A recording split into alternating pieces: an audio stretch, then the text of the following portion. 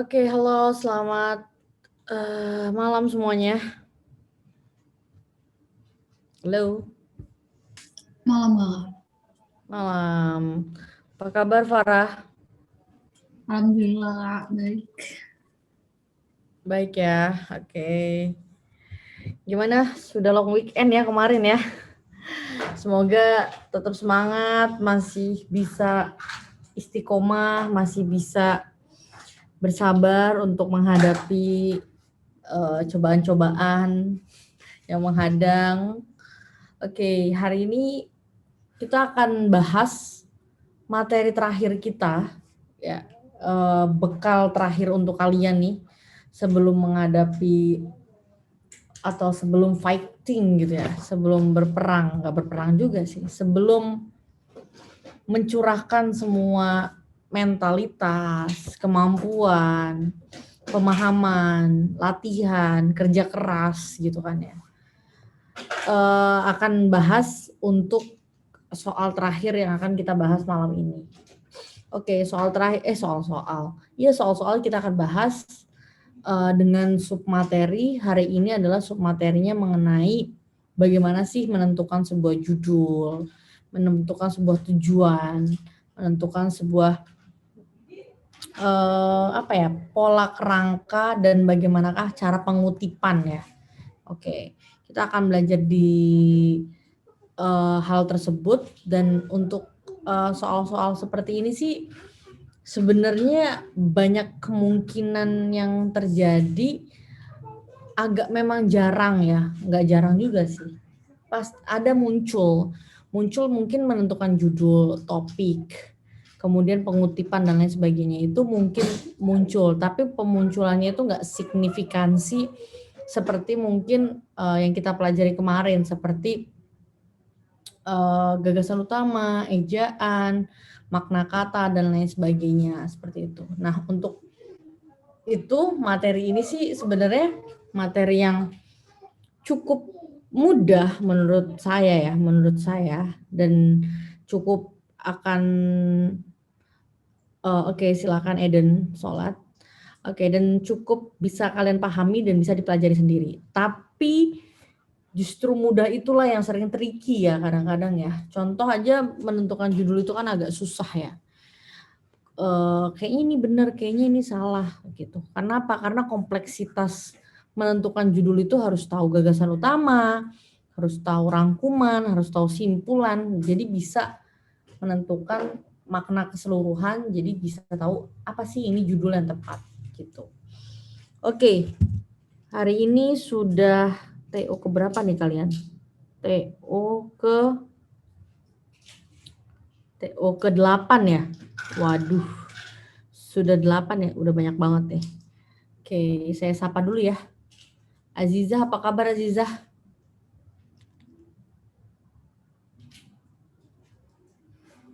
Halo Ya, Kak. Azizah.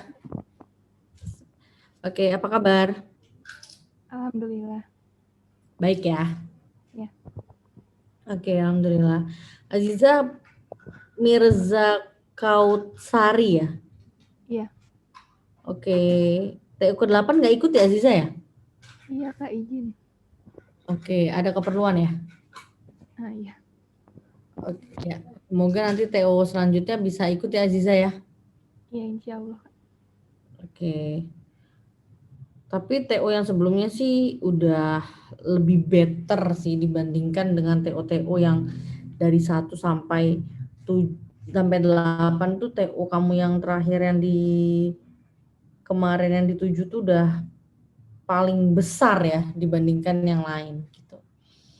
Semoga bisa dipertahankan ya Azizah, semangat selalu Azizah. Iya, makasih Kak Amin. Baik, sama-sama. Kemudian siapa lagi nih? Kristina, apa kabar Kristina? Selamat malam Kristina.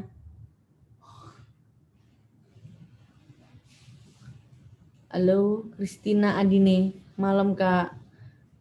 Kenapa mic-mu rusak ya atau tidak berfungsi? Oke, Kristina, TO ke-8 pencapaiannya sudah di mana Kristina nih? Kristina. Sebentar ya. Kristina Adine ya. 1, 2, 3, 4, 5, 6, 7, 8. 3, 4, 5, 6, 7, 8. Untuk PBM-nya Kristina di sini Kristina.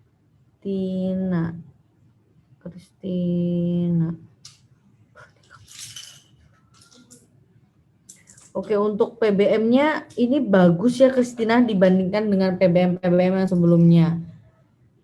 Oke, mic-nya lagi error.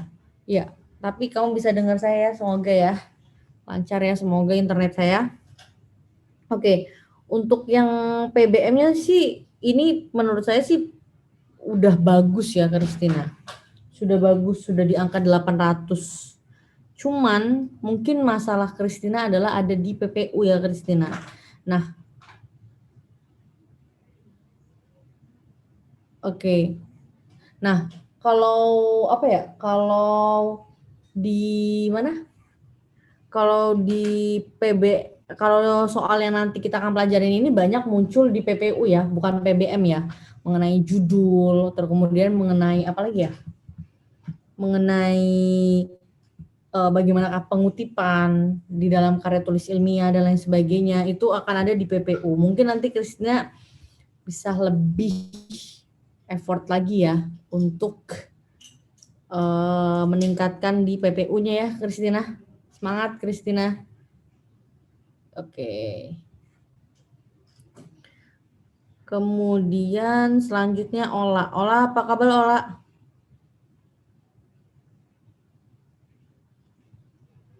Ola Amalia. Halo Ola. Apa kabar La? Kemana Kak Ola? La, are you there? Nggak ada jawaban. Jenny, apa kabar Jen? Maaf Kak, jaringan aku lagi jelek banget. Tapi kamu dengar saya ya Ola? Mungkin dengar tapi delay ya atau gimana? Oke, semoga segera pulih ya Ola. Oke, kemudian Jenny, apa kabar Jen? Baik, Kak. Baik ya. Gimana Jen? TO ke-8 sudah tahu hasilnya Jen? Lupa, Kak. Lupa ya? Ini saya sambil liatin ya. Saya kan dikirimnya lewat WA, jadi saya harus lihat di WA nih. Bisa juga sih lihat di web, cuman di WA lebih kalau di HP lebih gimana gitu. Lebih enak dilihatnya aja, lebih teliti.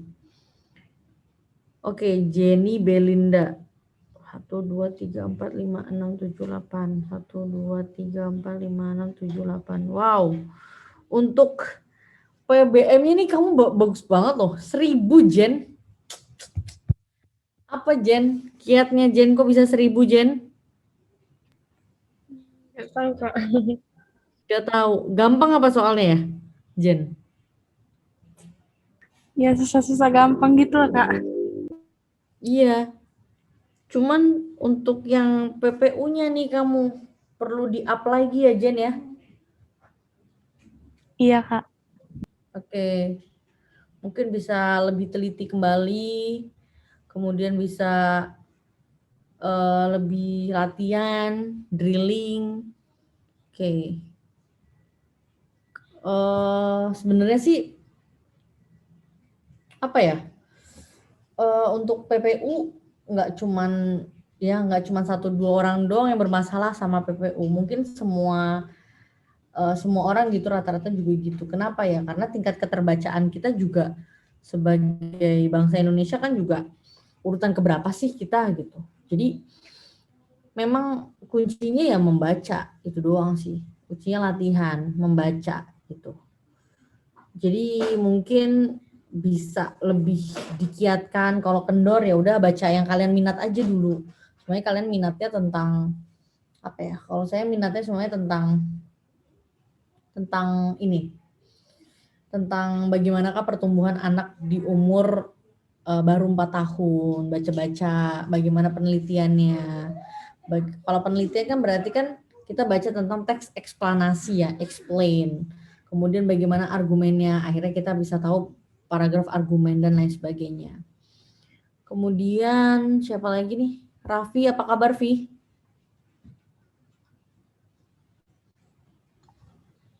Ya, halo Kak. Sehat? Alhamdulillah sehat. Alhamdulillah. Gimana Vi sejauh ini Vi? Ya, gitu aja Kak. Ya gitu aja. Kamu nggak ikut ya ini TO ke-8 ya? Enggak Kak. Nggak ada acara atau gimana? Waktu itu tuh mati lampu dari siang sampai malam, jadi nggak bisa ini. Nggak ada jaringan Kak. Mati lampu serius? Iya. Oh, rumahmu di Cikarang ini? Iya Kak. Cikarang mati lampu juga ya Vi? Saya baru tahu. Iya. Saya udah tinggal berapa lama ya di sini, hampir 5 tahun, tapi belum pernah sih ngerasain mati lampu, serius deh. Oh pernah sekali, dan itu memorable banget. Akhirnya mati lampu, tau nggak? Sekolah libur dong, tiba-tiba. Itu kan memorable ya. Emang Kakak rumahnya di mana Kak? Aku di Ciputat. Oh, Iya, tapi ngajarnya di Serpong. Nah waktu itu gardu Buaran Serpong itu di sekolah saya tuh semuanya tuh satu blok katanya mati semua gitu. Jadi otomatis kan karena sekolahnya harus AC ya, harus iya. AC, kemudian harus proyektor, standby, komputer, kelas dan lain sebagainya. Jadi ya libur tiba-tiba. Itu memorable sih. Dari situ anak-anak semuanya pada berdoa tiap bulan sekali aja libur. Sekarang dikasih di rumah, mintanya masuk. Ya begitulah ya manusia. Iya Kak. Ya, saya juga ngerasain. Dulu di kelas rame banget. Berisik banget. Saya bilang diam, yuk tenang, tenang. Sekarang di Zoom yang berisik cuma saya sendiri. Yuk berisik dong, berisik. Hidup ya begitu ya. Bagai Iya Kak. berputar gitu. Oke, semoga next TO bisa ikut ya, Vi.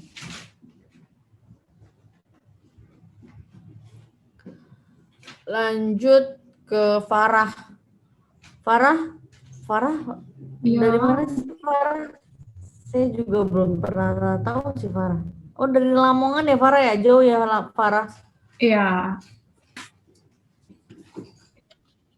Iya, Farah gimana Farah? TO ke-8 Farah hasilnya? Aku lupa. Oke, sejauh ini sih so far PBM sih saya lihat nggak ada masalah sih Farah. Stabilitasnya ya tetap di warna hijau ya. Jadi menurut saya PBM ini menurut saya kamu nggak ada masalah. Mungkin bisa nanti di-upin di bagian PPU-nya aja Farah gitu. Tapi ya jangan dilupain juga PBM gitu. Iya, Kak. Iya. Tapi menurut kamu hal tersulit di PPU apa Farah?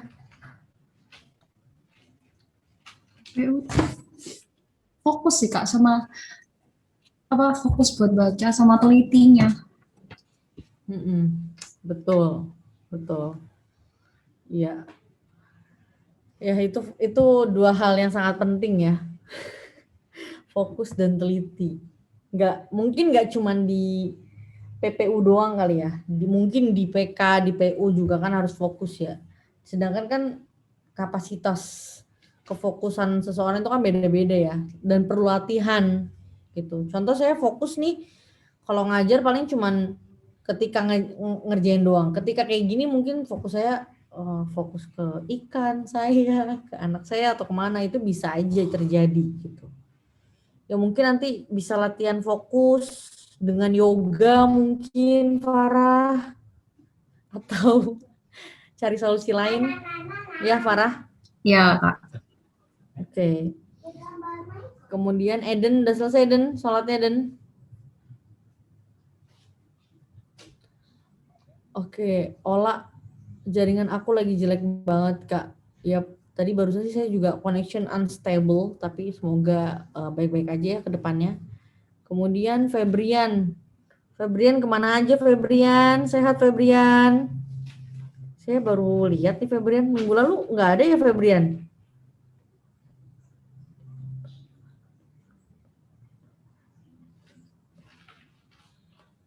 Febrian kemana? Oh, izin off mic ya? Oke, kalau saya lihat sih nilai Febrian, saya ulas aja ya Febrian ya. Di sini 1, 2, 3, 4, 5, 6, 7, 8. 1, 2, 3, 4, 5, 6, 7, 8. So far sih untuk nilai PBM-nya juga nggak ada masalah. Cuman ada yang turun beberapa sisi, dari 8 ada turun 2. Berarti ada kemungkinan mungkin belum terlalu stabil. Dan untuk yang PPU juga sama ya. Tadi belum ada stabilitas, cuman ada kemungkinan bisa ditingkatkan. Ya Febrian, semoga bisa mendapatkan hasil yang terbaik dan bisa maksimal ya. Oke. Febrian itu dari SMA berapa? Saya lupa. Febrian Arotahia, SMA 68 Jakarta. Oke.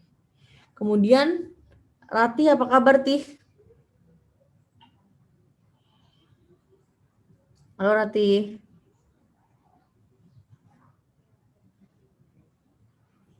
Tih, apa kabar Tih? Kemana Ratih?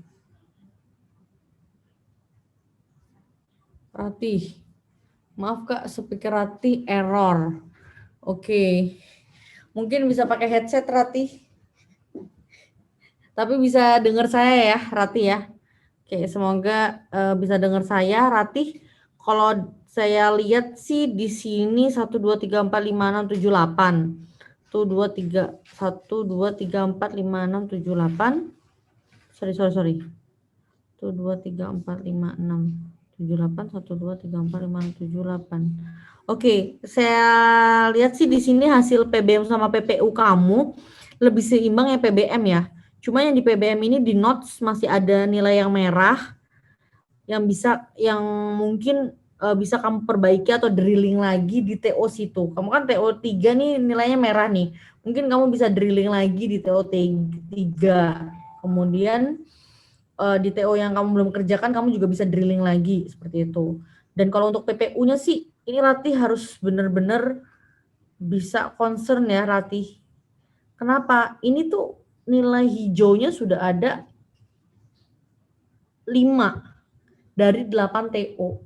Otomatis Ratih memiliki potensi yang bisa bagus juga nih Ratih, distabilitaskan gitu. Stabilitasnya itu ngelihatnya dari mana sih Kak? Stabilitas itu ngelihatnya itu dari 3 terakhir nilai kita.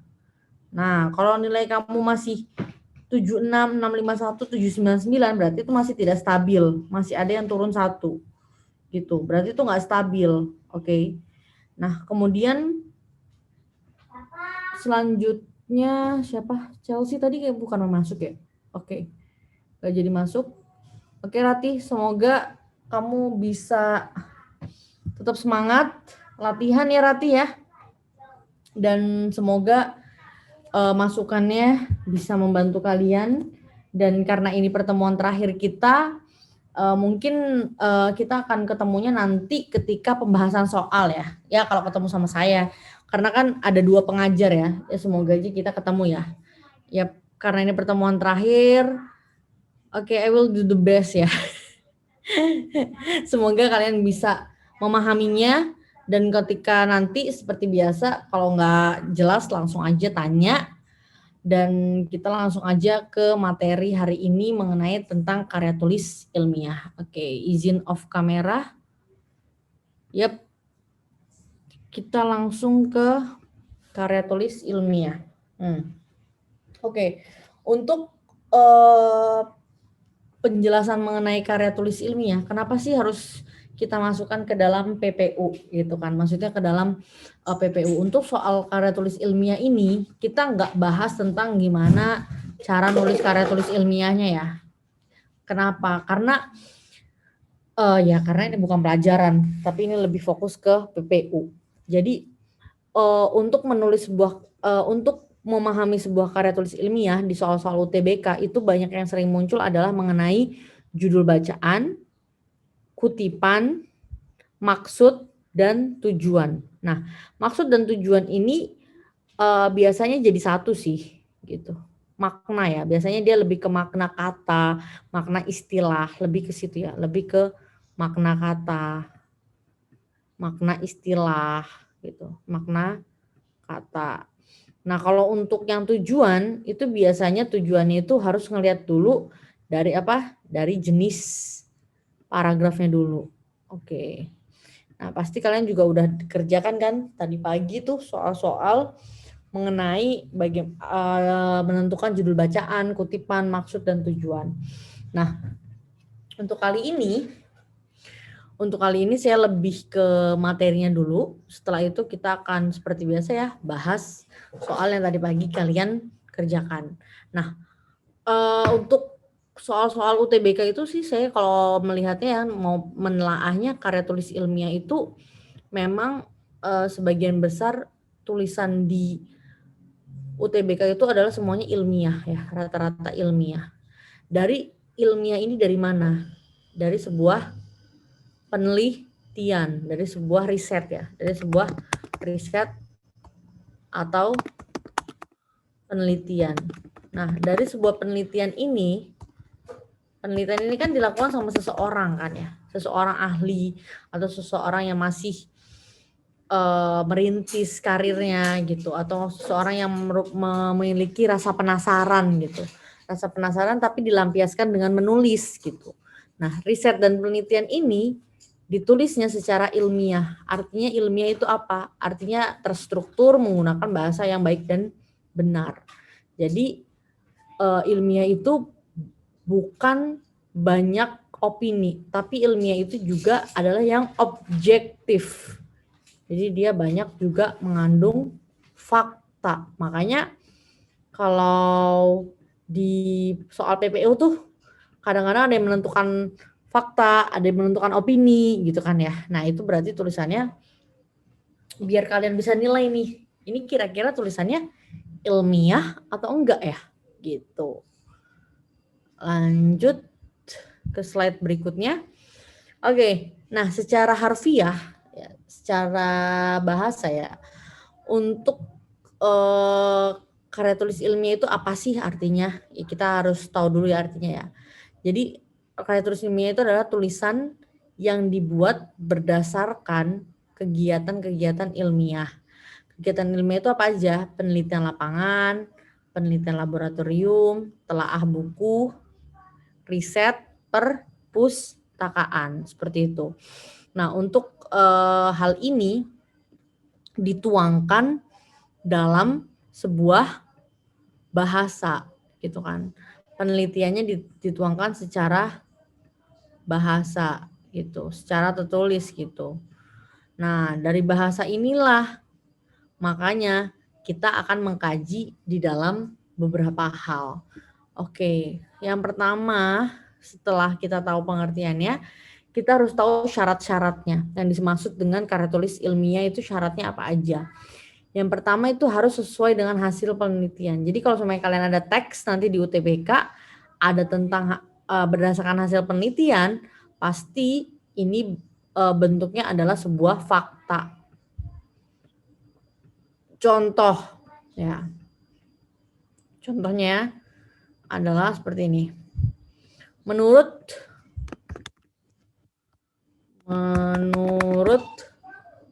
Dr. Abrams,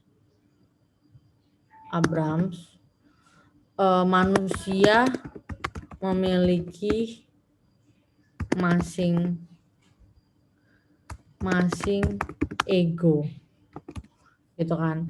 Kita kan tahu ya, kita tuh ada id, ego, dan super ego. Masing-masing memiliki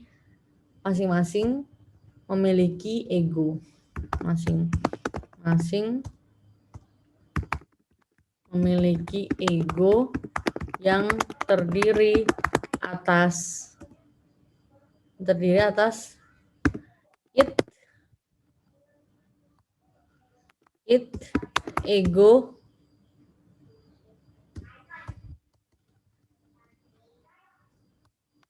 ego, dan superego. Saya lupa tulisan it-nya makan bukan ya? Saya lupa. Superego gitu. Nah, kalau ada kalimat kutipannya seperti ini gitu kan ya. Ini kan berarti kan hasil penelitian seseorang ya. Abrams itu adalah salah satu psikoanalisis, bapak psikoanalisis di di psikologi. Dia ini dia ini meneliti tentang psikolog orang yang mengungkapkan bahwa tentang ego. Oke.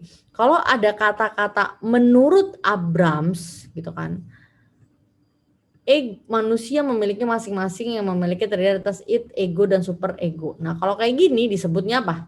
Fakta. Kenapa? Karena Abrams ini merupakan ahli dalam bidang psikologi tersebut. Nah, bagaimana kan nulis secara ilmiah? Apakah ini udah ilmiah? Oke. Kita lihat syarat yang kedua, pembahasan masalah objektif sesuai dengan fakta. Nah, ini sesuai dengan fakta ya. Kenapa? Emang bisa dibuktikan bahwa manusia itu memiliki masing-masing ego gitu. Memiliki masing-masing keinginan, kemauan gitu.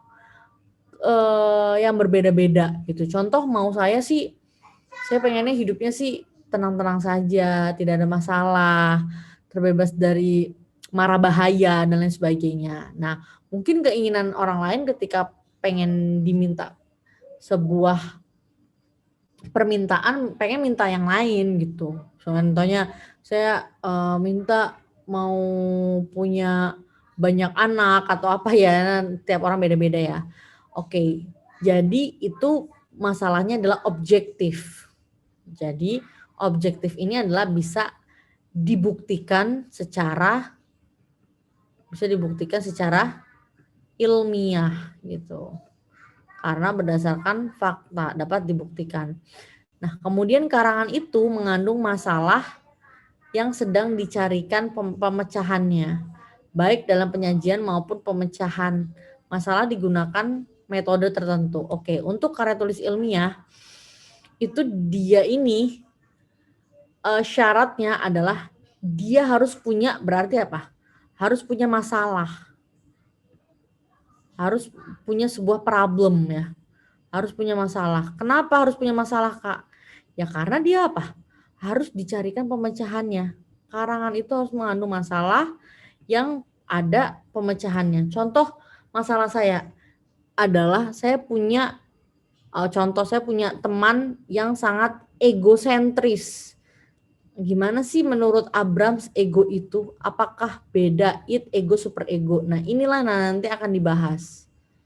Sebenarnya apa sih ini dan kaitannya bagaimanakah untuk memecahkan ego teman saya tersebut gitu. Nah, harus menggunakan metode tertentu. Ini sih materi pas banget kalau kalian mau kuliah ya. Kalau kuliah itu kan harus bikin karya tulis ilmiah, bikin makalah. Salah satu jenis karya tulis ilmiah itu makalah ya.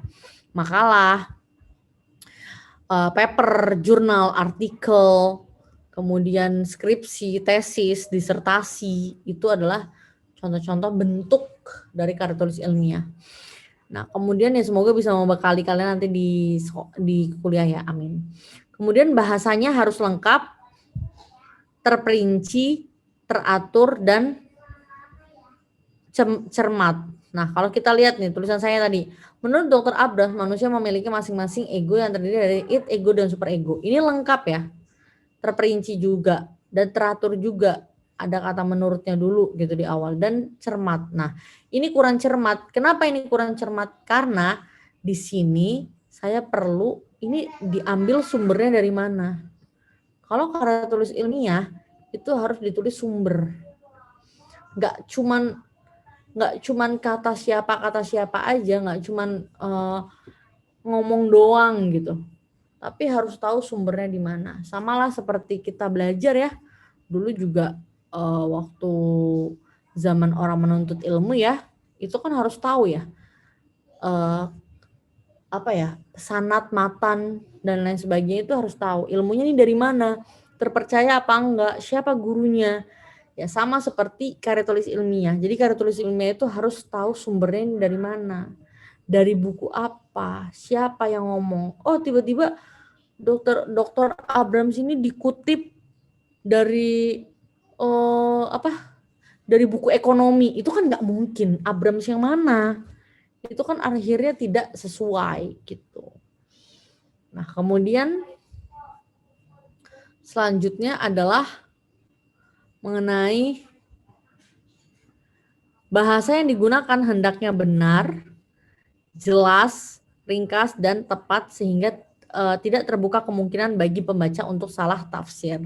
Oke, oleh karena itu dua hal ini mengenai ranah bahasa itu akan dipertanyakan banyak di UTBK. Kenapa? Karena kita di sini diminta untuk bagaimanakah menjadi seorang penyelaras bahasa. Bagaimana sih nulis yang benar, bagaimana sih karya tulis ilmiah yang sesuai gitu. Jadi nanti fokus kita lebih ke situ ya gitu. Oke, ada pertanyaan sampai sini? Halo. Jelas? Jelas ya? Pada kemana nih? Tidur kah? Jelas, Kak. Jelas ya, oke. Lanjut. Nah, ini saya harus jelaskan aja secara ringkas kerangka penyusunan karya tulis ilmiah. Oke, kalau kamu nanti nyusun karya tulis ilmiah harus seperti ini ya. Harus ada sampul depan atau judul. Nah, ini nanti kita akan bahas nih, bagaimana sih cara langkah-langkah menentukan judul. Nah, kemudian bagaimanakah tulisan lembar pengesahan. Kemudian pernyataan bebas plagiarisme ini biasanya digunakan bermaterai. Ada materainya ya, pakai materai.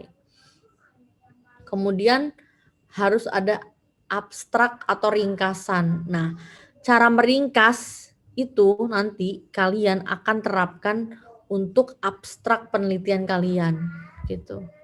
Kemudian ada kata pengantar, daftar isi, daftar tabel, dan daftar lampiran. Oke, nah untuk kerangka penyusunan karya tulis ilmiah yang awal gitu ya, yang awal gitu, nggak semua penulis itu bisa menentukan gini, bisa menentukan judul ini di awal. Apakah judul ini ditentukan di awal gitu? Apakah ini ditentukan di awal gitu kan? Dan ngeringkas itu kan harus ada teksnya dulu Kak. Apakah ini juga di awal gitu kan? Nah, pertanyaannya gitu ya. Oke. Untuk kedua hal ini tidak ditulis di awal. Tapi kalau bisa ya nggak apa-apa gitu kan. Tapi rata-rata tidak ditulis awal. Kenapa? Untuk meringkas kita butuh namanya bahan atau teks ya. Punya bahan atau teks. Nah, memang rata-rata orang yang mengerjakan kerangka penyusunan ini di bagian ini itu ditulisnya terakhir, bukan di awal tapi di terakhir gitu. Kenapa? Karena habis kita meneliti semuanya dari bab 1 semuanya sampai bab 6 itu kita ringkas. Bagaimana sebenarnya saya punya penelitian 700 halaman. Bagaimana saya meringkas cuman hanya 3 sampai 4 halaman maksimal. Biasanya gitu ya. Biasanya setiap instansi tuh punya apa ya? Punya maksimal halamannya gitu. Beda-beda sih gitu. Ketika saya S2 tuh beda lagi sama S1 gitu. Kemudian sampul depan atau judul itu juga ditentukan sama seperti yang bawah gitu kan, sama yang seperti yang bawah, yaitu ditentukan di terakhir gitu. Ditentukan di terakhir. Kenapa? Kadang-kadang karya tulis ilmiah itu kita tuh bingung gitu kan. Apa ya judul yang tepat ya? Apa yang judul yang tepat? Nah, biasanya orang nulis dulu nih. Makanya karya tulis ilmiah itu biasanya memang fokusnya itu ke masalahnya dulu. masalah, plus masalah plus apa metodenya. Jadi masalah dulu, kemudian menggunakan metode untuk memecahkan si masalah ini gitu. Nah, dari masalah dan metodenya udah jalan nih, barulah orang tersebut atau peneliti tersebut menentukan judulnya dan menentukan bagaimanakah ringkasannya gitu. Jadi ini tuh sebenarnya tahap akhir banget, tahap paling klimaks ya, menentukan ringkasan dan judul. Kenapa? Karena di UTBK itu yang sering keluar ya ini dua ini, judul sama ringkasan, ya kan?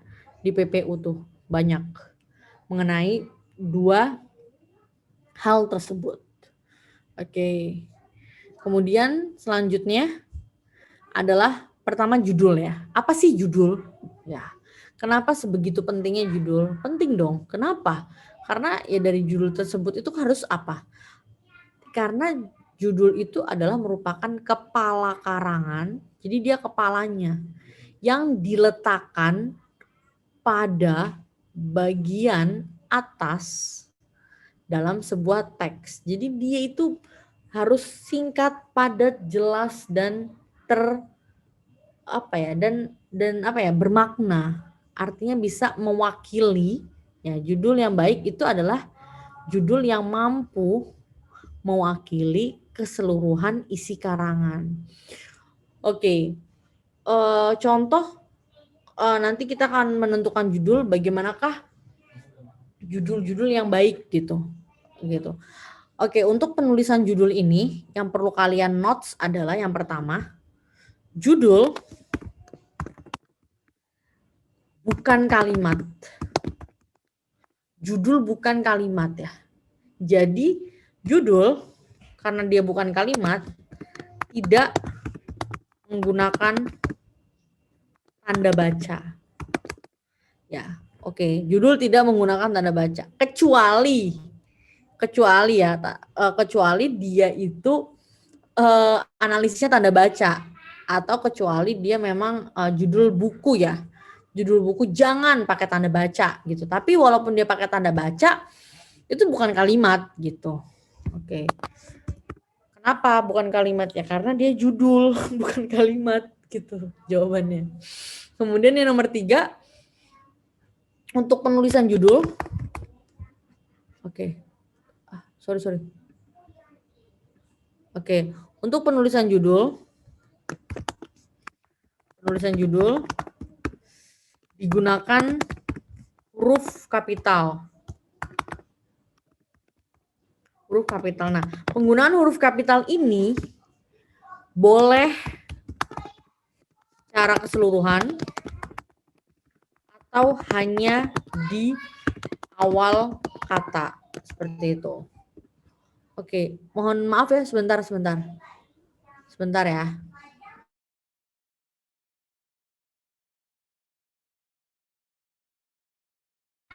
Oke, lanjut ya. Kemudian selanjutnya adalah setelah dia tidak contohnya gimana Kak? Oke, ada 2 contoh nih. Contoh ya, contoh yang menggunakan huruf awal dan huruf kapital semua. Contoh kalau dia pakai huruf kapital semua ya. Budidaya ikan lele di Papua. Oke. Ketika ada kata di Papua, ketika dia semuanya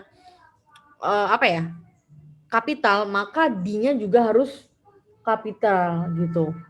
Kemudian selanjutnya adalah kalau semuanya dia di awal doang. Kalau di awal doang, gini tulisannya budidaya ikan lele di Papua. Tulisannya gitu. Bedanya apa? Oke, bedanya ketika semuanya kapital di notes ya, semuanya kapital ini dia memang secara keseluruhan semua gitu. Jadi nggak boleh titik juga ya, nggak boleh tanda baca. Nah, ketika dia hanya kapital di awal, berarti hanya di awalnya aja nih, gitu. Hanya di awalnya aja.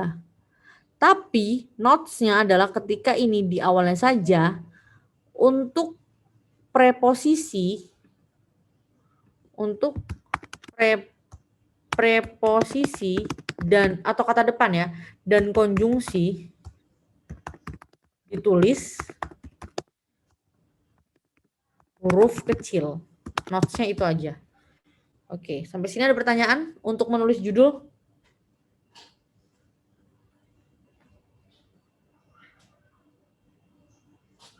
Halo?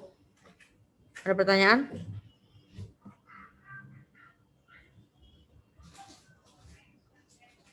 Aman, Kak. Aman ya? Oke. Lanjut kalau gitu. Jadi menentukan judul seperti itu ya untuk tulisannya. Nah, untuk selanjutnya gimana Kak cara menentukan judul yang baik gitu kan? Oke, cara menentukan judul yang baik, yang pertama tipsnya ya. Yang pertama tipsnya harusnya langsung ke soal sini biar enak ya analisisnya. Tapi ya udahlah, kita langsung ke sini aja deh ya. Tipsnya. Bentar-bentar ya.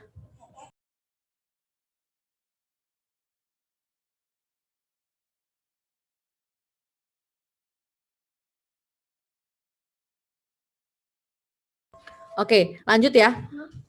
Ya Tuhan, Zahra. Oke, lanjut. Mohon maaf.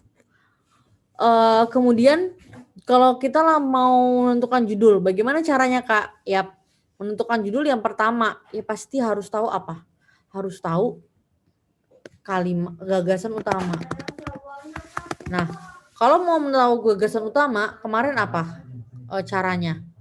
Untuk mencari gagasan utama berarti harus tahu apa? Kalimat utamanya dulu. Kenapa? Karena gagasan utama kan didapat dari kalimat utama. Gagasan utama di mana? Di dalam setiap paragraf. Itu harus tahu dulu gagasan utamanya gitu. Kenapa Kak harus tahu semua gagasan utamanya? Ya karena kita harus tahu judul itu mewakili isi. Kita harus tahu isinya dulu nih. Isi itu didapat dari mana? Isi itu didapatnya dari gagasan utama di dalam setiap paragraf gitu. Kalau kamu nggak tahu isinya ya gimana mau nentuin judulnya? Nggak bisa gitu. Nah, ketika sudah tahu gagasan utamanya setiap paragraf, kalian kemudian kaitkan. Kaitkan dan ringkas dulu gitu. Kaitkan dan ringkas dulu di dalam setiap paragrafnya itu. Nah, setelah mengkaitkan dan meringkas di dalam paragraf ini, kaitkan dan meringkas caranya gimana, Kak?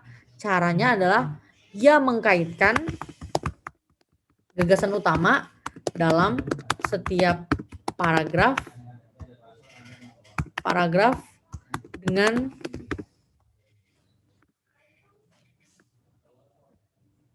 dengan baik ya, gitu. Mengkaitkan gagasan utama dalam setiap paragraf dengan baik dan sesuai isinya. Gitu.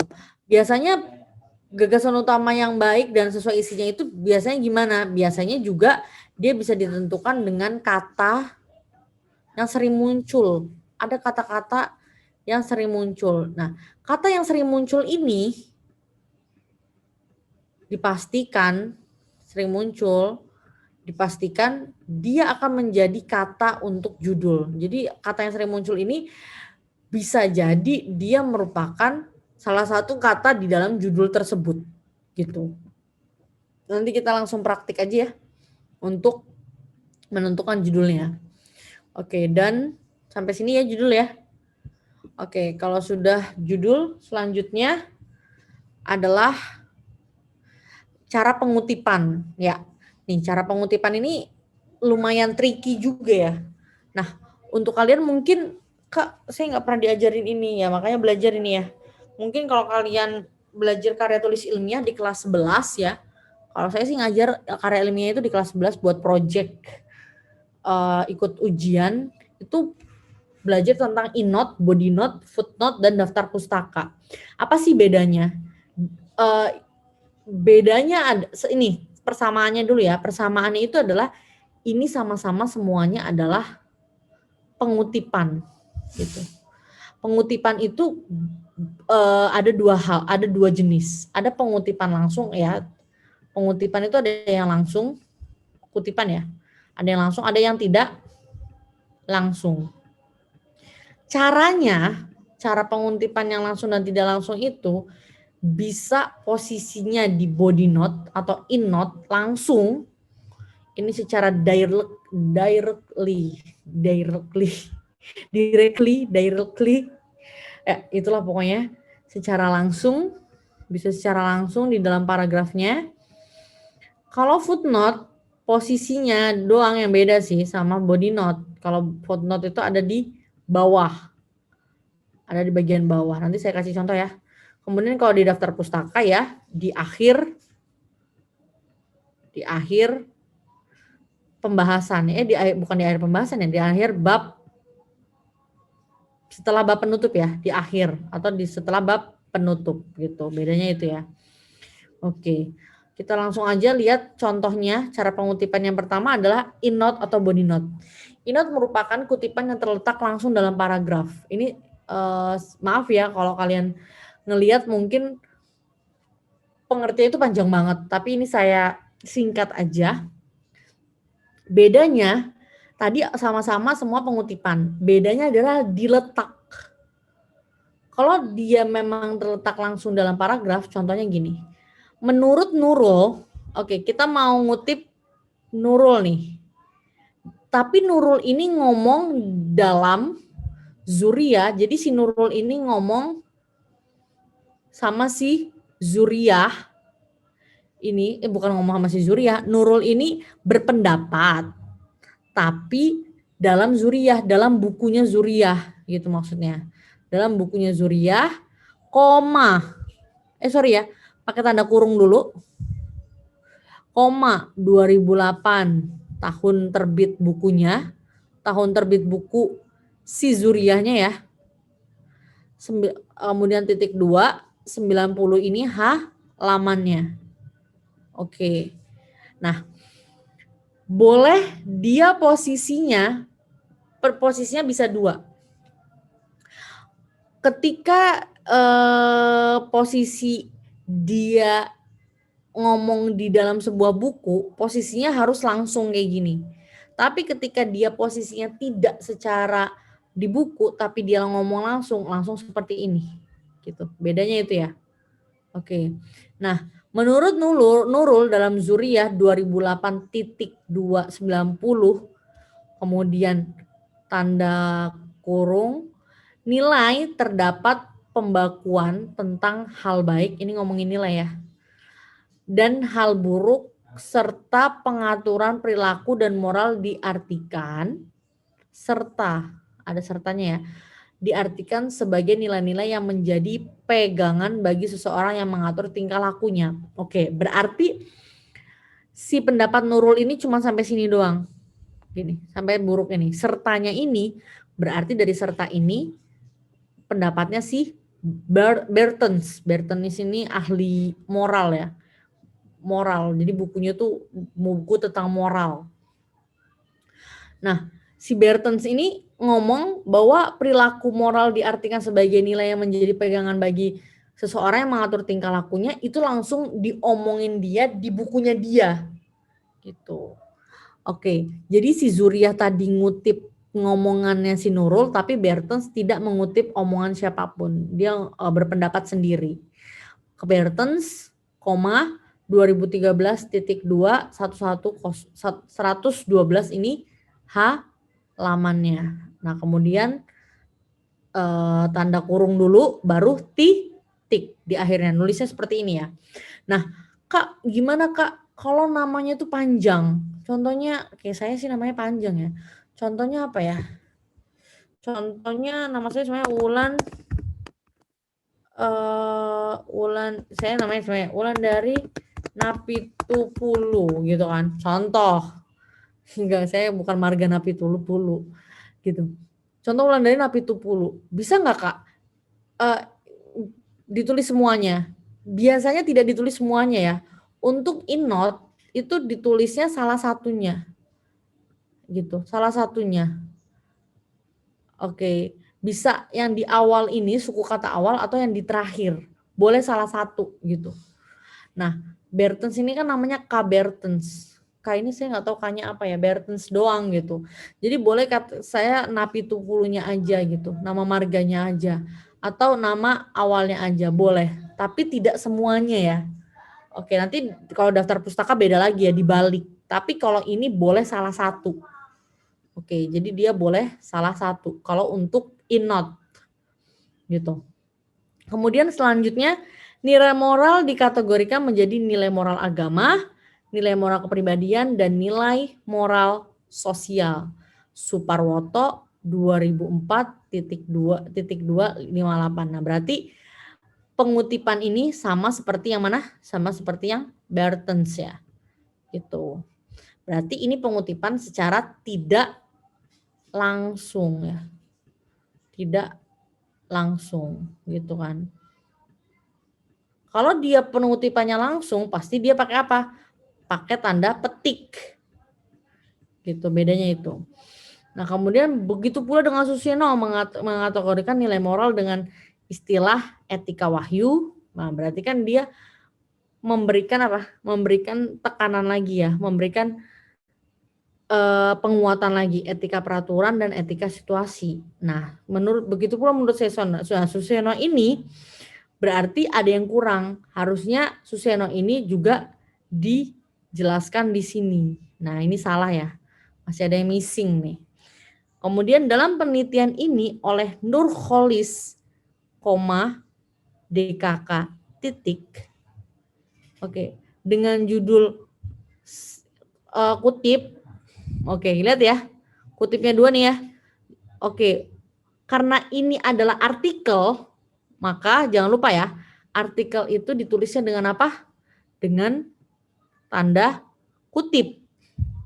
Kemudian N-nya kecil, N-nya besar, N yang mengikutinya kecil, ya, M-nya besar, dalam ini adalah preposisi kecil, N kecil, N kecil, M kecil, karya K kecil, A besar, titik. Karena singkatan Fuadi F-nya besar. Dengan mengkategorikan menjadi titik 2. Nilai moral ketuhanan, nilai moral individual, dan nilai moral sosial. Jadi didukung ya. Namanya penelitian itu kayak gitu. Harus didukung. Biar apa? Biar penelitian kalian itu kuat. Gitu. Ada yang mendukung. Oleh karena itu sangat penting sekali namanya neliti itu adalah kajian pustaka dulu gitu. Kemudian kutipannya ini jurnal ya, bukan buku, jurnal Universitas Negeri Malang, volumenya titik 1, nomor 1, 2012, titik 2, 72, kutip, titik. Nah, jadi dari sini kita bisa simpulkan ketika mengutip in-note berarti adalah nama pengarang. Oke, harus pakai ini ya, sorry. Harus pakai apa? Harus pakai tanda kutip, tanda kurung, nama pengarang, kemudian koma tahun, titik 2, halaman, gitu ya. Oke, mau pengutipannya langsung dan tidak langsung. Nanti saya kasih contoh pengutipannya yang tidak langsung ya, gitu. Oke, sampai sini ada pertanyaan? Sama Kak, masih kurang ngerti yang mengutip artikel tadi Kak. Apa? Yang artikel Kak dikutip. Yang kutip maksudnya yang mana? Yang bawah Kak, yang oleh Nurholis DKK gitu Kak. Kenapa dia bisa beda gitu dengan yang lain? Oke, karena dia yang pertama artikel. Oke, pengutipan yang ini, pengutipan yang ini beda karena dia artikel ya. Nurholis, DKK. Nah, gini. Kita baca ya. Menggunakan istilah dari Suparwoto yang didukung oleh artikel penelitian. Ini artikel ya. Artikel penelitian yang dilakukan oleh Nurholis, DKK dengan judul. Nah, ini kenapa beda? Karena dia artikel ya. Karena dia artikel. Kalau artikel itu kita ngutipnya memang kalau udah disebutkan di sininya judul, Oke. Dia kan kalau kalau EndNote kan nggak ada judulnya, cuma nama pengarang, tahun, halaman. Ini udah ada nama judulnya, koma. Nah, kenapa artikel itu bentuknya seperti ini? Kalau kamu baca artikel itu gimana ya? Saya kasih contohnya ya. Contoh gini ya. Contoh saya punya artikel apa ya? Contoh saya punya artikel ini nih. Oke, bentar. Nah, ini saya punya artikel, sorry. Saya nggak punya artikel ya. Bentar. Nah, kalau artikel itu gimana ya? Saya ngejelasinnya ya. Bentar. Oke, ini artikel. Yap, ini ya. Contohnya langsung aja lah artikel saya ya. Sebentar. Resume share. Sebentar. Kemana kursornya? Karena di artikel itu kumpulan orang menulis. Kumpulan orang nulis gitu. Bukan satu doang yang menulis gitu. Contoh nih, artikel kayak gini. Artikel itu bentuknya seperti ini gitu. Bentuknya seperti ini ya. Nih, bentuknya kayak gini. Jadi artikel ini penelitian juga, tapi dia lebih mini artikel. Ini yang apa ya? Yang orang yang kalau dosen pengen naik pangkat, pengen jadi guru besar itu harus sering nulis artikel kayak gini. Contoh nih artikel saya di sini. Artikel saya ini diterbitin sama siapa? Sama Kembara. Kembara ini siapa? Jurnal. Oke. Di situ tadi kan ada tulisan apa? Jurnal itu akan beda-beda namanya. Nah, Kembara ini nama jurnalnya. Ada jurnal juga nggak punya nama. Contoh kayak tadi kan. Berarti jurnal apa? Universitas Negeri Malang gitu doang. Jurnal itu beda-beda ya, terserah orang mau bikin jurnal apa. Contoh jurnal yang terkenal yang di UI ya. Kalau jurnal keilmuan saya itu jurnal ini Wacana itu jurnalnya FIB UI, Fakultas Bahasa ya, Bahasa dan Sastra. Nah di sini ada tanda kutip jurnal keilmuan bahasa, sastra dan pengajarannya. Kalau dia ada judulnya gini, berarti judul ini bisa diambil untuk apa? EndNote. Ini bisa diambil untuk EndNote ya, jurnal Kembara ini. Tapi kalau selama nggak ada judulnya, ya udah kamu kasih aja judul yang ada di depannya itu apa. Kemudian nih ada volumenya. Volume itu berarti gimana ya volume itu ya? Saya juga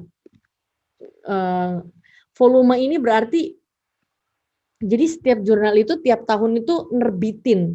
Nah, volume ini dihitung dari terbitnya tahun tersebut. Nah, tahunnya ini adalah tahun berapa? Ntar dulu. Tahun nih diterima 2018, direvisi 2018, disetujui 2019. Nah, berarti di 2019 ini kan saya terbitkan. Nah, di 2019 ini ada nomor volumenya, ada volumenya. Ini vol itu kayak apa ya? Kayak kamu baca majalah ya. Ada seri 1, ada volume 1, volume 2, volume 3 itu maksudnya gitu. Nah, inilah yang merupakan yang harus dikutip juga dalam EndNote. Kenapa? Karena bersangkutan dengan halamannya. Kamu kalau nyari jurnal saya mungkin nggak akan ketemu kalau nggak nulis ini. Kenapa? Karena nanti di halaman yang lain bukan tulisan saya. Oke, harus volume 4 nomor 2. Kalau penomoran dan volume ini saya nggak tahu sama sekali ya. Saya nggak kerja di jurnal, saya cuma penulis jurnal. Nggak tahu sih, saya nggak tahu. Nah, untuk yang ini nggak perlu dikasih di EndNote. Ini kayak apa ya? Ya kayak ISN-nya lah, ISBN kalau buku gitu. Nggak perlu. Nah, kalau ini adalah link-nya. Nah, link-nya ini bisa disertakan di mana? Nanti disertakan di Dafpus, bisa di daftar pustaka. Kalau daftar pustaka kan lebih lengkap ya nanti ya pengutipannya ya, dibandingkan yang footnote. Dibandingkan yang EndNote. Kalau EndNote itu adalah pengutipan yang paling simple menurut saya gitu ya. Menurut saya itu paling simple. Karena dia ada langsung di dalam body-nya, di dalam teksnya gitu. Jadi di sini 219, emang benar 219. Jadi halamannya hanya ini. Halaman di atas saya ada lagi penulisnya, makanya itu namanya jurnal, namanya itu artikel. Artikel itu adalah kumpulan dari setiap tulisan-tulisan orang, seperti itu. Siapa yang nanya tadi? Ngerti nggak sampai sini? Ngerti Kak. Ngerti ya? Oke. Lanjut ya. Nah, seperti itulah dunia per jurnalan. Nanti kalian S1 pasti nulis jurnal kok. Karena syarat lulus kuliah itu pasti harus nulis jurnal. Kenapa? Karena ya biar diakui keilmiahannya. Biar diakui kamu layak nggak sih tulisan kamu gitu. Dan kalau udah terbit kayak gitu nggak akan mungkin ada plagiarisme gitu. Lanjut langsung ya ke footnote. Nah, untuk footnote itu beda lagi sama jurnal. Kalau footnote itu letaknya dia di bagian bawah halaman. Nah, di sini footnote itu hampir sama menurut saya sih kayak daftar pustaka. Kenapa? Karena di awal ini ada apa? Pengarang. Gitu kan? Pengarang, kemudian koma. Tapi bedanya kalau footnote itu dipisahkan dengan koma, kemudian a glossary of literary term itu bukunya, judul buku. Nanti kalau judul artikel tidak miring ya, kutip ya. Kenapa ya? Karena artikel kan bukan judul buku ya, beda. Artikel itu kan cuman kumpulan kayak tadi ya. Judul bukunya. Kemudian setelah itu langsung ke kurung USA, berarti apa? Tempatnya, tempat terbit. Kemudian titik 2. Kemudian ini adalah apa? Penerbit. Kemudian seperti inilah, seperti daftar pustaka ya, koma. Ini tahun terbit. Nah, kemudian di sini ada halamannya juga. Tapi halamannya saya maaf ya, ini salah ya, bukan H tapi HLM. Tapi kalau di universitas saya kemarin dulu H gitu. Tapi kalau yang bakunya di PUEB itu harus HLM ya. Mohon maaf. 190 titik dan di terakhirnya titik seperti daftar pustaka. Langsung aja saya kasih contoh ya. Untuk yang footnote itu ketika di tulisan itu seperti apa? Langsung saya liatin contoh dari footnote. Ada nggak ya di sini ya? Oh ini innote ya. Oke ini contoh innote ya. Oke. Sebentar saya kasih contoh yang mana ya. Karena memang harus langsung ya kalau kayak gitu. Sebentar. Tapi tahu kan? Tahu nggak contoh footnote? Tahu nggak? Atau enggak? Tahu nggak?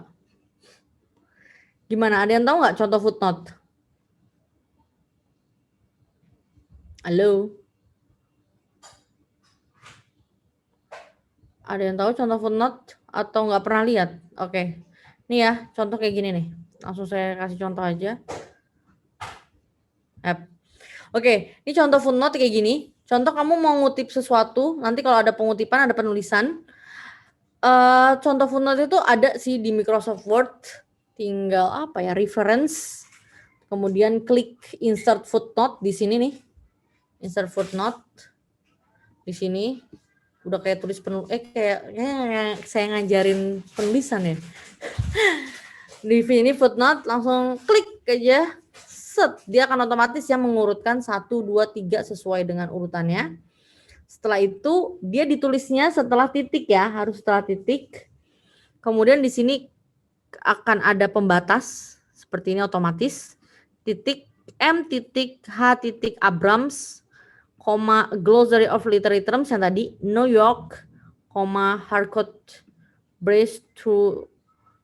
Ini maksudnya Brace 7 itu ini ya, edisi ke-7 gitu. Edisi ke-7 karena ini kan glossary ya, glossarium. 1981, oke, sorry, sebelum halaman harus ada koma ya. Tadi saya kurang. Oke, sama seperti ini kalau bahasa Indonesia Burhan Nurgiantoro tidak dibalik. Notes-nya adalah ketika footnote tidak dibalik, bukan seperti daftar pustaka. Jadi kalau ini tidak dibalik.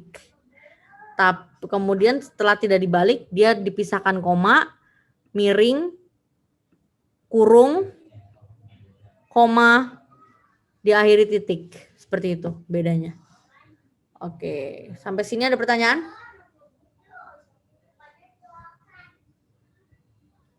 Halo, jelas ya? Berarti tadi di sini kurang koma ya. Kurang koma di sini terus pakai HLM. Sini koma. Kemudian yang benar ada HLM titik seperti itu. Oke, jelas ya? Footnote clear? Kalau ada footnote bisa ya. Oke, kemudian yang terakhir adalah daftar pustaka. Yap, daftar pustaka ya udah sering ya kalian juga pelajari untuk daftar pustaka. Nah, kok ini kok pakai tanda kurung?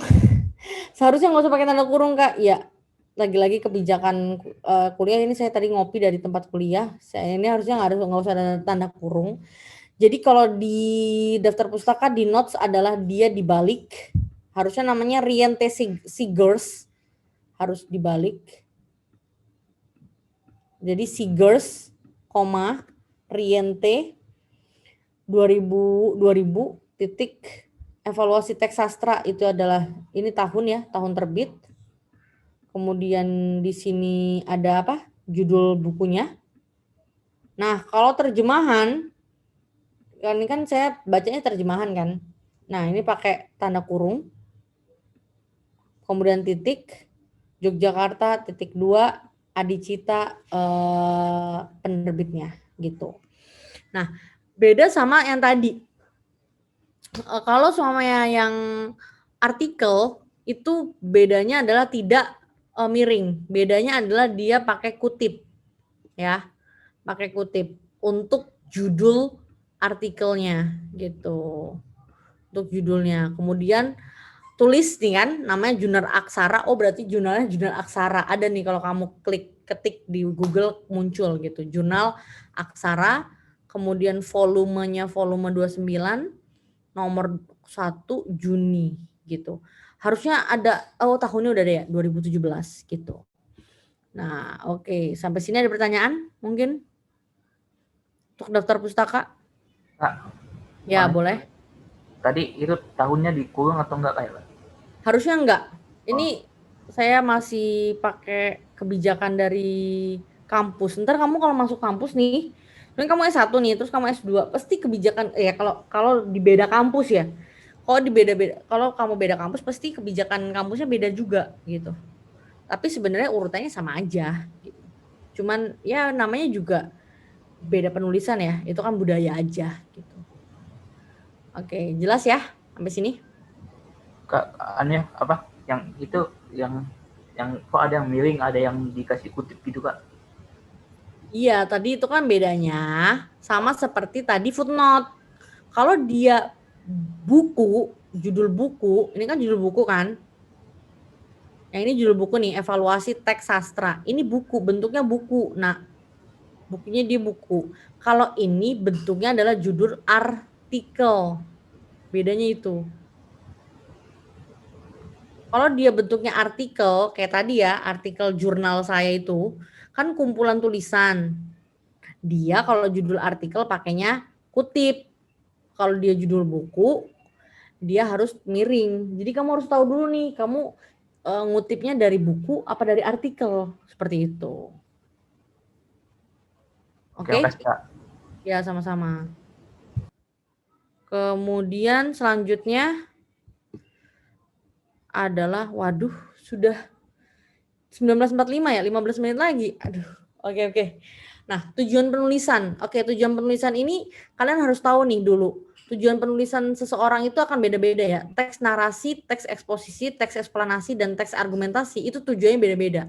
Kalau narasi itu contohnya adalah dia hanya menceritakan ya. Bentuknya adalah narasi. Bentuknya adalah plot ya. Ada plotnya, ada alurnya gitu. Kemudian kalau teks eksposisi itu berarti apa? Mengekspos. Berarti dia banyak banget mengekspos tentang argumentasi. Ini hampir 11-12 sih, hampir sama.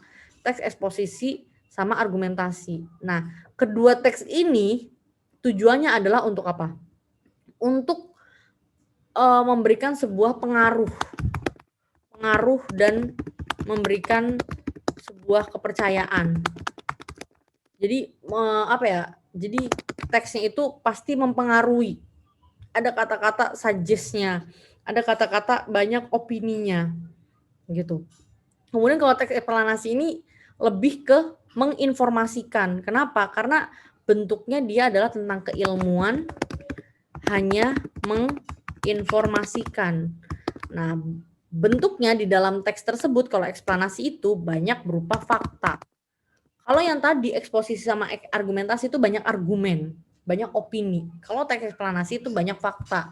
Maka tujuannya adalah menginformasikan. Nah, nanti langsung aja kita lihat di soal ya, gitu. Oke, sudah selesai yang ini.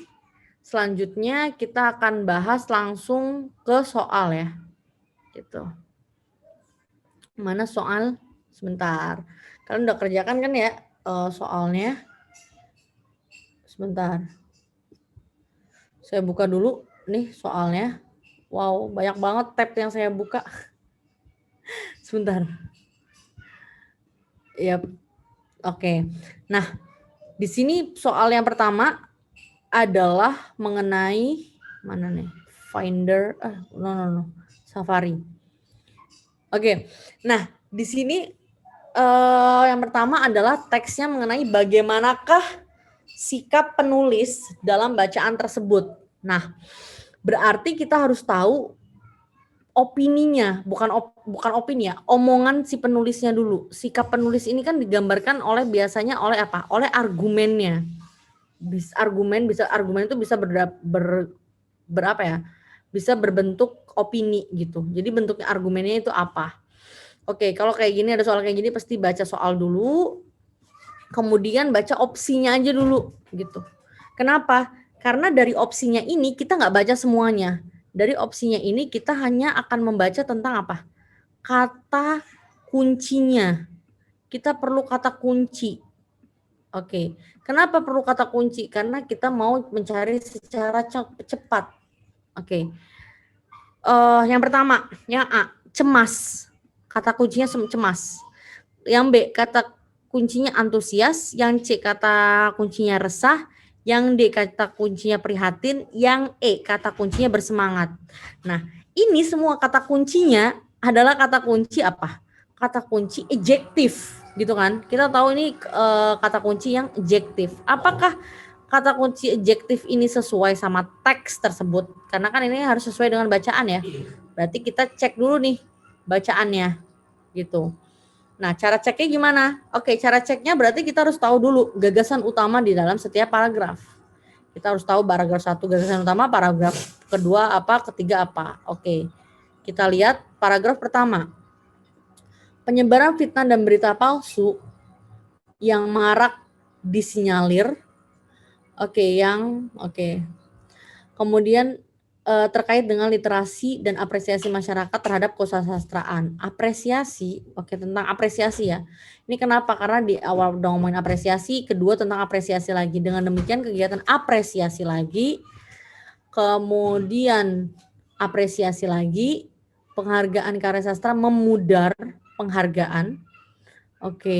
Informasi ini kehilangan kelengkapan sehingga terkadang dipakai media untuk memuluskan keinginan pihak yang tidak bertanggung jawab. Berarti di paragraf pertama kita tahu kalimat utamanya adalah di awal ya, di awal sini.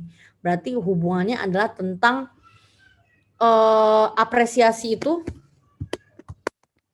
tentang apresiasi masyarakat terhadap karya sastra ya, karya sastra gitu. Tentang apresiasinya dulu gitu. Kita kan belum tahu ya apresiasinya seperti apa. Apresiasinya itu masih abu-abu nih gitu. Dia apresiasinya menurun atau meningkat belum tahu gitu. Dia baru ngomongin secara umum.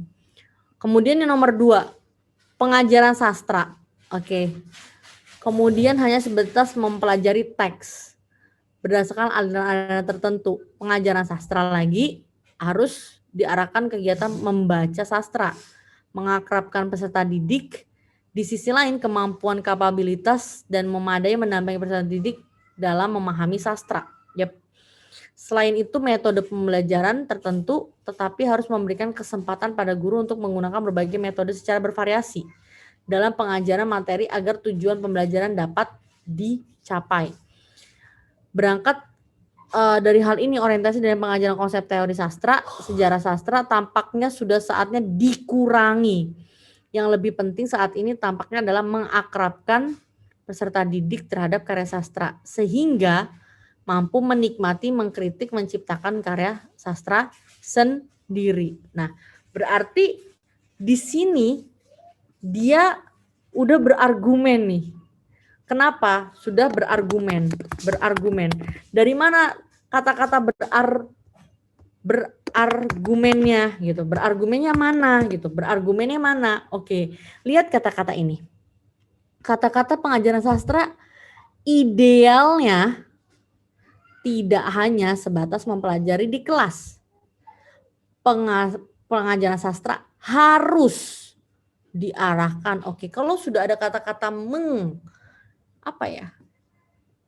bukan memvonis ya, tapi memberatkan, hal harus, idealnya, berarti ini udah berargumen atas apa? Atas metode pembelajaran sastra tidak efektif, hanya teori, bukan praktik, gitu kan? Ya nggak? Bukan hanya teori, bukan praktik, seperti itu. Nah, kemudian di kalimat yang paragraf terakhir, sekolah harus selalu melakukan, sekolah harus lagi. Berarti kita tahu ini argumen lagi nih, gitu kan. Melakukan kajian dan inovasi berkelanjutan agar dapat menjadi tempat yang lebih baik bagi upaya menghidupkan sastra. Keberhasilan sekolah dalam hal ini akan membawa perubahan bagi perkembangan dan dalam dunia literasi, membimbing siswa dalam dunia literasi tidak ubahnya seperti mau mereka memasuki taman bunga. Guru harus mampu membuat siswa merasa nyaman dan senang ketika memasukinya. Jika strategi ini terrealisasi dengan baik, maka bukan tidak mungkin harkat dan martabat bangsa Indonesia akan semakin terangkat dan percaturan kebudayaan di dunia. Nah, berarti di sini dia juga berargumen. Apa berargumennya? Berargumen meyakinkan pembaca terhadap upaya menghidupkan minat sastra, minat membaca sastra, gitu kan. Nah, jadi dia mau berargumen menekankan di paragraf sebelumnya seperti itu. Nah, berarti kalau kita sudah tahu semuanya seperti itu, kita udah tahu isinya kan, berarti sikap penulisnya apa? Cemas. Apakah ada kata-kata cemas? Saya cemas, saya khawatir, tidak ada. Antusias. Oke, kata-kata antusias itu seperti apa sih? Seperti saya percaya, saya yakin, tidak antusias memperbaiki proses pengajaran di sekolah. Tidak hanya di sekolah ya, tetapi apa? Tetapi juga di pendidikan formal. Tidak hanya di sekolah gitu. Salah. Resah. Apakah iya dia resah? Kalau resah kan berarti apa? Berhubungan dengan gelisah. Minimnya prestasi. Dia bahas prestasi enggak? Enggak. Oke, berarti salah. Yang D, prihatin terhadap rendahnya apresiasi karya sastra. Ini bisa mungkin ya. Kenapa? Karena ada karya sastra. Coba kita yang E. Bersemangat. Oke, ada kata-kata bersemangat enggak? Kalau enggak ada ya, kalau bersemangat berarti apa? Berarti artinya dia punya ide atau gagasan tentang bagaimanakah semangat dia membangunnya. Contoh, dia udah mulai menerapkan, itu kan semangatnya. Memperkenalkan konsep baru dalam pengajaran sastra. Ini bukan konsep ya. itu bukan konsep, tapi adalah sebuah solusi gitu. Lebih banyak adalah bukan hanya ke pengajaran, tapi ke karya sastra. Jadi yang lebih tepat bukan bersemangat, tapi adalah lebih ke prihatin. Kenapa prihatin? Jawaban yang benar, Kak. Oke, karena di sini dia prihatin terhadap aktivitas di kelas, yaitu ya kan yang di paragraf kedua, bahwa banyak yang hanya tahu teori. Oke, hanya tahu teori, tapi tidak bisa menciptakan sebuah karya sastra, tidak mengkritik, tidak menikmati, hanya belajar teori diterapkan. Jadi dia prihatin seperti itu. Oke, sampai sini ada pertanyaan?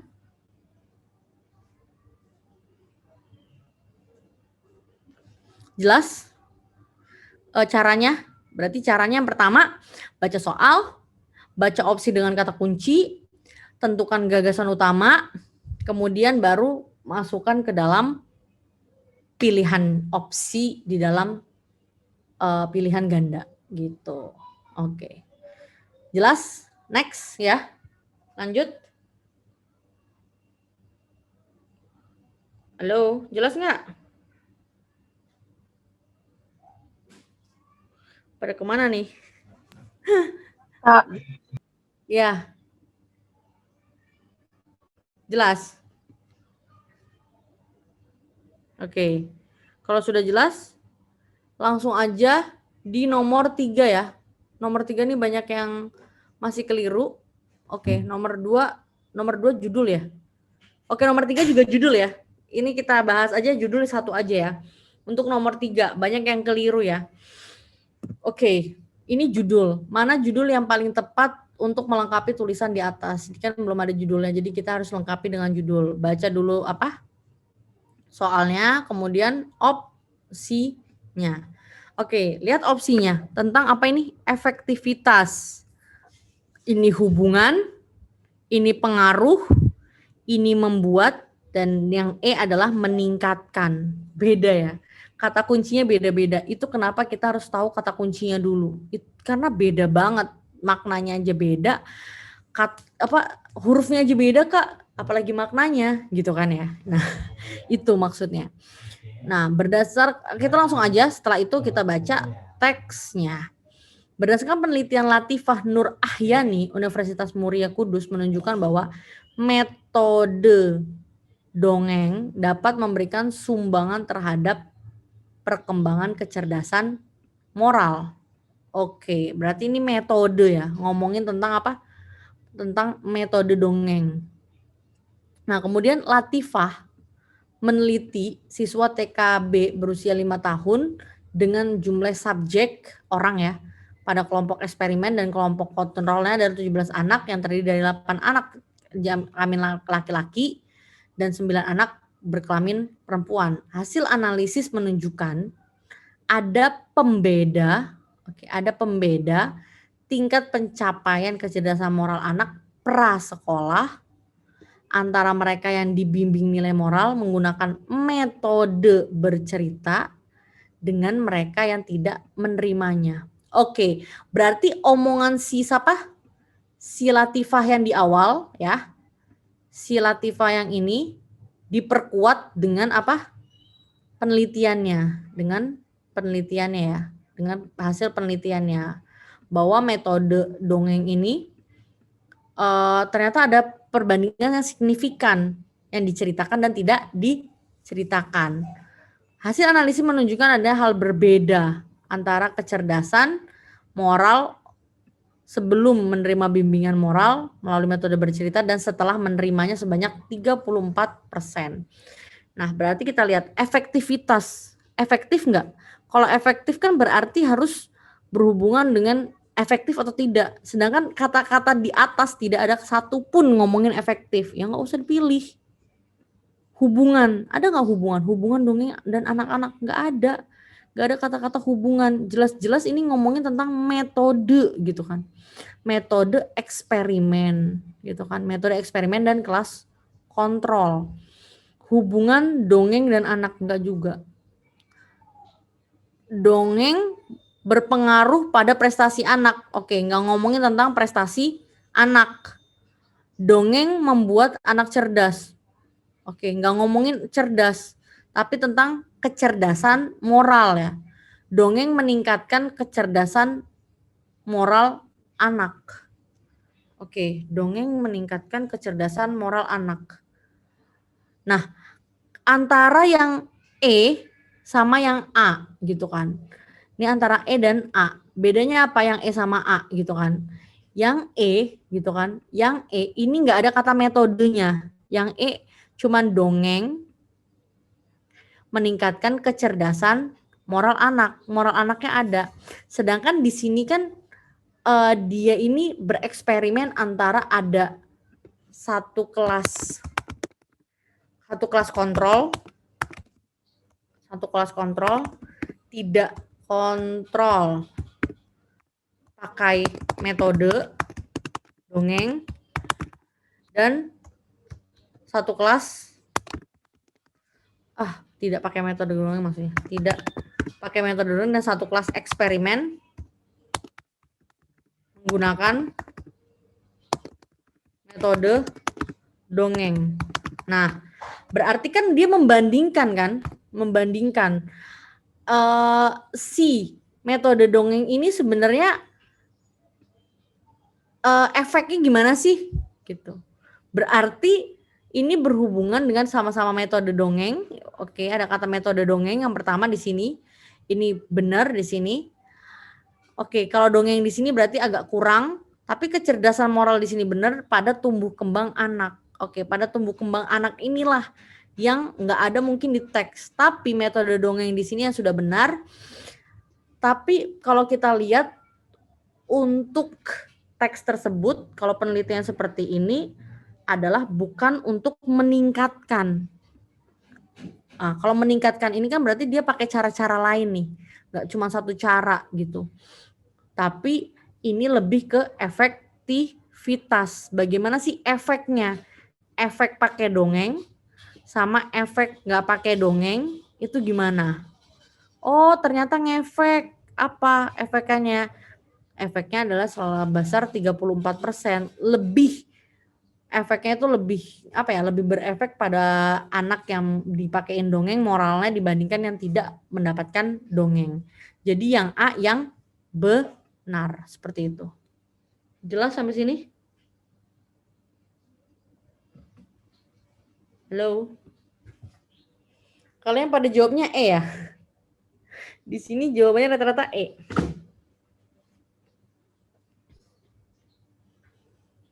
Halo, jelas ya? Jen? Jelas Jen? Rati? Oke, jelas ya? Oke, secara nggak langsung kamu belajar tentang penelitian juga kayak gini kan. Belajar untuk siap menjadi mahasiswa. Bagus sih. Gitu. Oke, nah kemudian yang nomor 4 ini banyak yang benar sih. Atau nomor 5 aja. Oh, lihat nomor 4 sama nomor 5 banyak yang benar yang mana? Yang 5 sih, udah 4 aja ya. Oke, nah sama seperti trik yang tadi ya. Sama banget. Baca dulu soalnya. Tujuan penulisan artikel.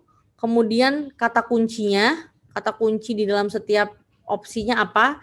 Apakah mengimbau, menjelaskan, menggambarkan, mengingatkan, atau menginformasikan?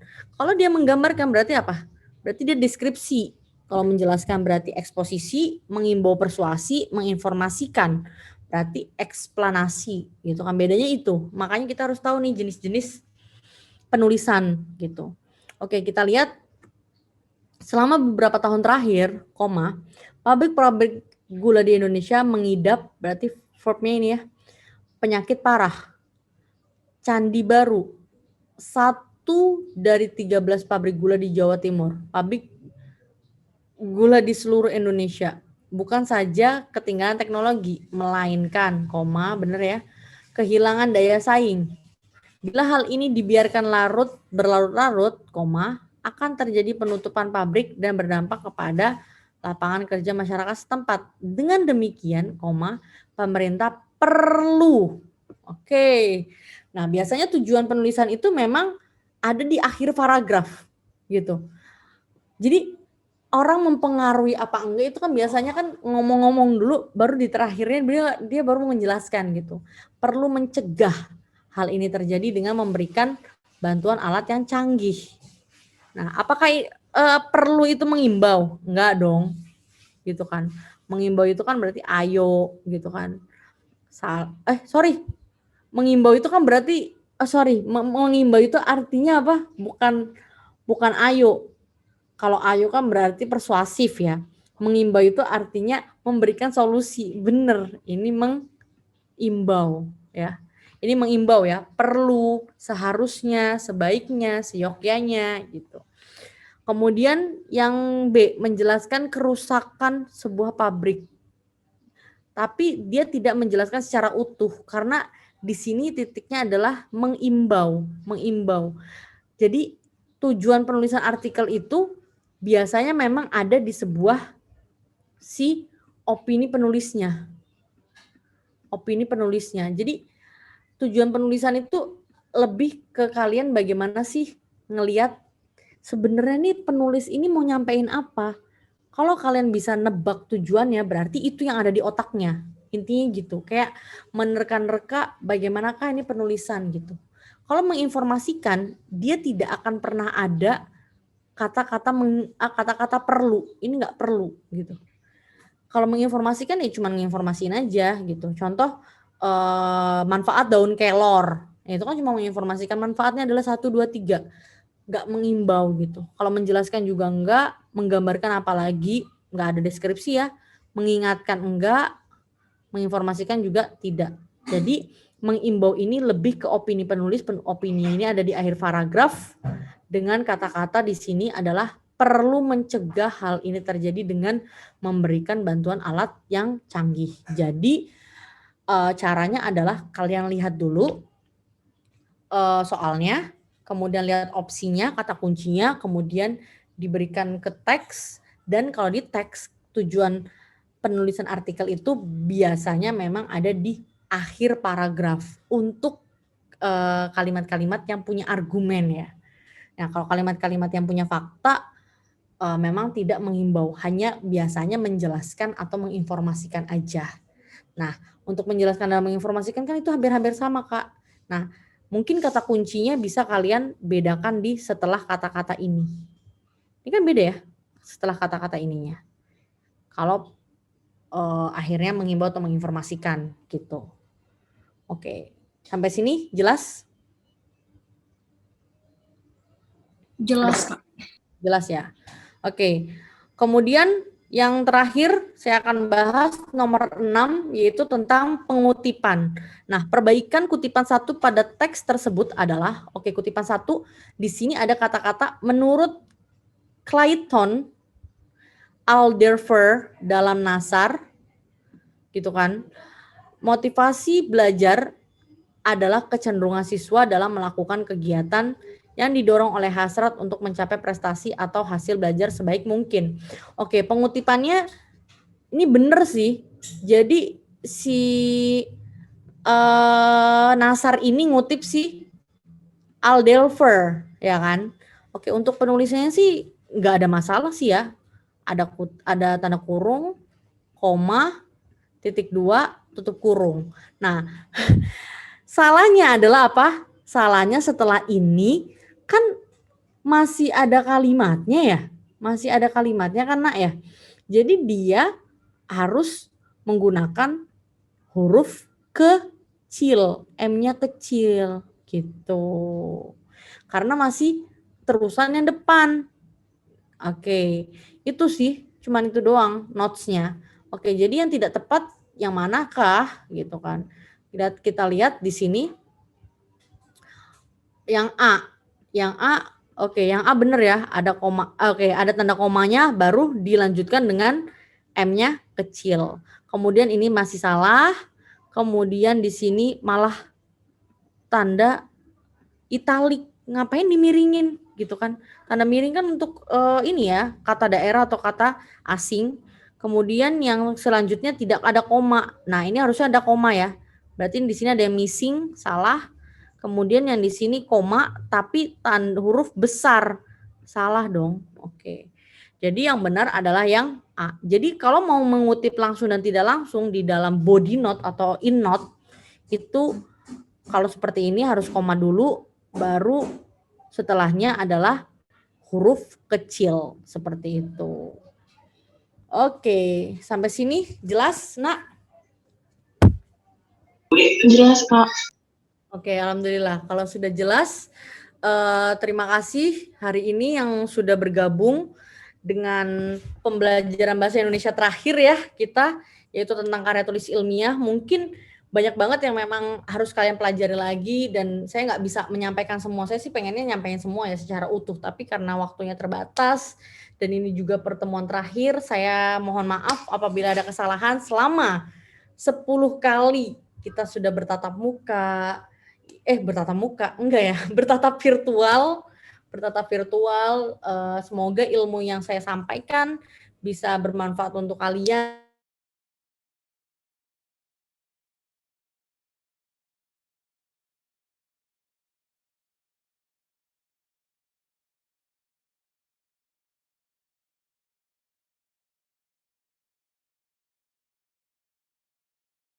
Di pembahasan TO selanjutnya untuk kelas intensif ya.